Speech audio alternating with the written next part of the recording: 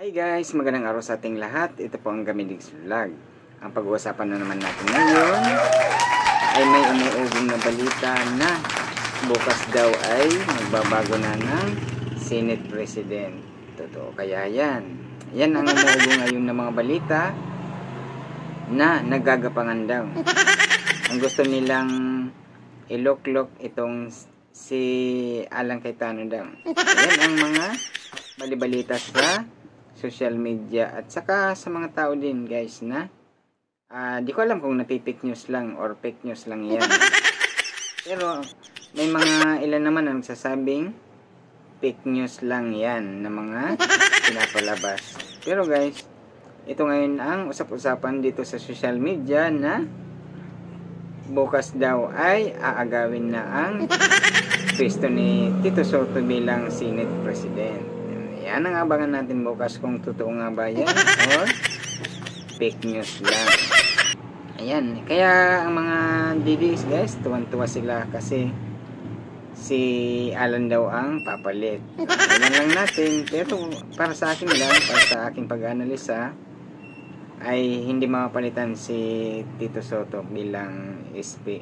Kasi yung mga pumanig sa kanya, itong nagloklok sa kanya, mukhang solid sila.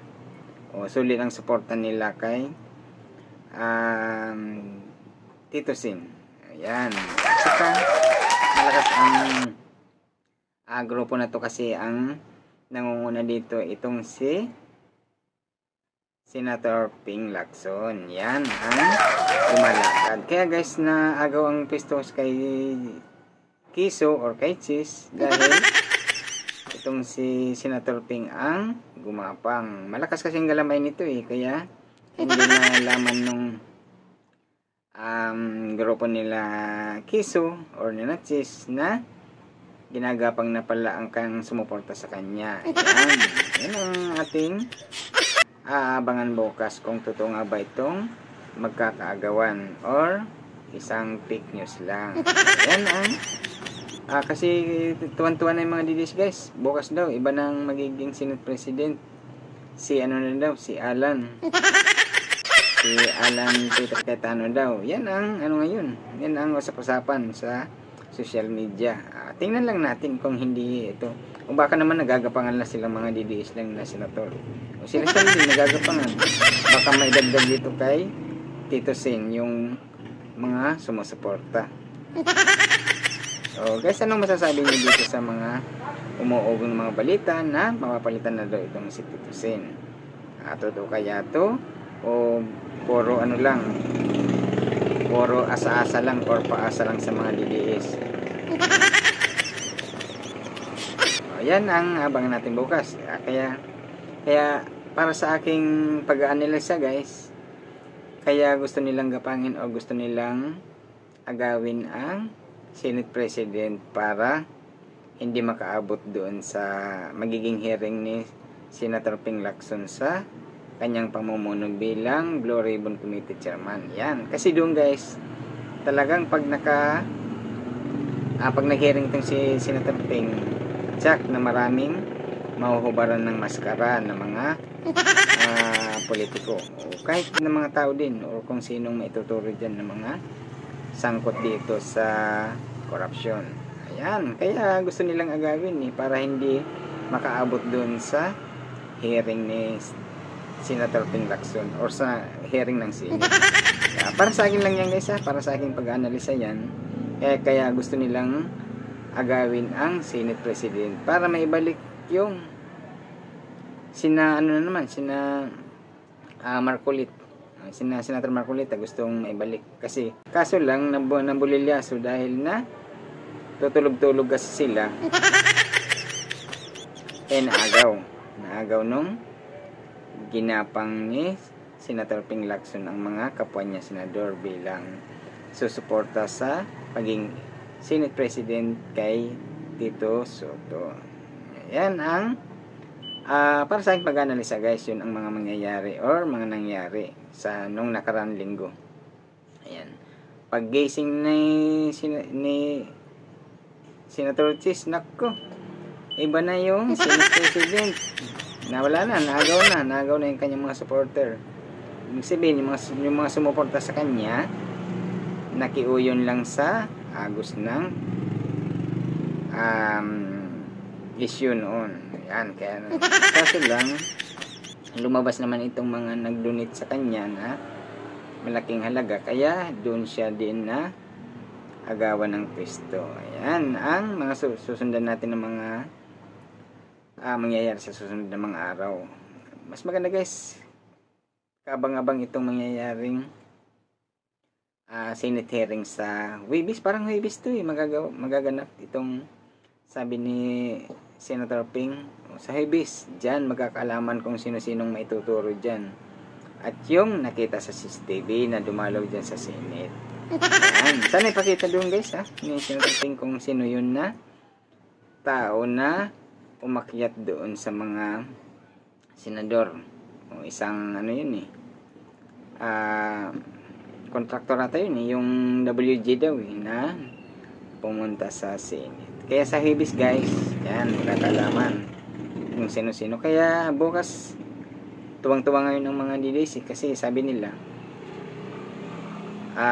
si Alan na daw ang magiging Senate bukas, magiging Senate President.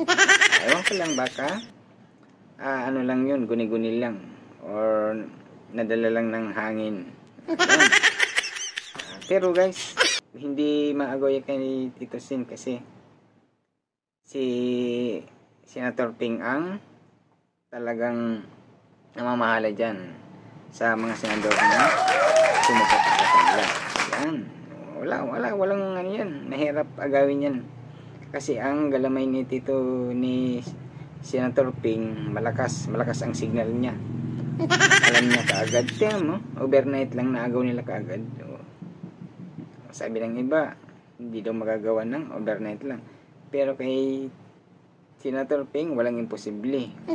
Sabi niya, hindi na sila nanood doon or nagpunta doon sa hearing ni Marcolita. Kasi habang nag-hearing si Marcolita, tinatrabaho nila sa baba or yung mga gusto na magpapalit kay Senator Chis or yung dating Senate President Chis Escudero. Yan, kaya ganun, diba? Sila busy dun sa hearing. Si Senator Ping busy naman sa pangangalap ng boto dito kay Tito Sen. Yan ang mayayari bukas daw. Sabi nila papalitan na daw, iba na daw yung magiging Senate President. Ako, tuwang-tuwa or asang-asa yung mga DDS na si Alan na daw ang magiging Senate President. Mahirap yan. Kaso lang, nasa siyam sila 15 yung bumuto kay Tito Sen bilang SP sa Senado or Senate President. Sila siyam. May siyam na sila. Kaya nagbabalak silang manggapang sa kapwa nila. Para maging maabot nila yung siguro mga 13 kasi 24 lang naman sila. Pag naka 13 ka dyan, may may numero na. Kaya bukas exciting to na anong mangyayari bukas kung tutong nga bang magpapalit na or maagaw nila yung pwesto ni Tito Sen or hangin lang or fake news lang.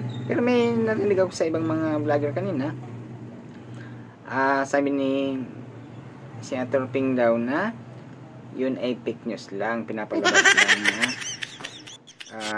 maagaw na. Pero wala yun, napakatibay itong mga sumusuporta kina Tito Sen Yun yung mga solid nilang grupo.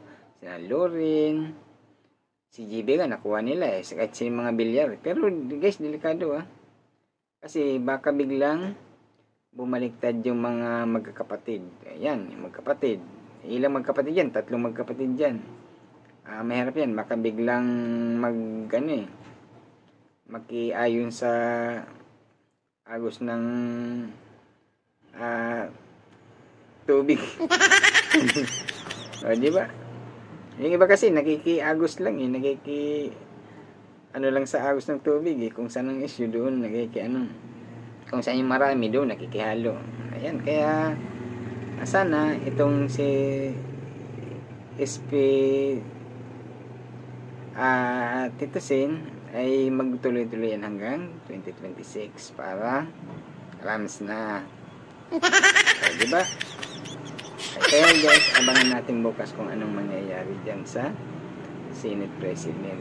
At sa kapag hindi yan nagawa hanggang pag hearing ng Blue Ribbon sa Webes, kasi sabihin si Senator Ping sa Webes daw eh.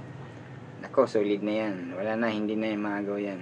Kasi dyan sa sa hearing check, may huhubaran ng maskara dyan. O, diba? Alam naman siguro kung sino yan. Kasi andyan na eh. Lantad na eh. Yan ang mangyayari sa susunod na. Or bang natin bukas guys kung anong mangyayari. Pagka hindi nangyari yan, ay pagtatawanan natin sila, yung mga nagpapakalat ng mga news. Abangan na natin bukas guys. Hanggang dito na lang ang ating pagtalakay dyan sa issue na yan na pag-aagaw daw ng Senate President. Hanggang dito na lang guys.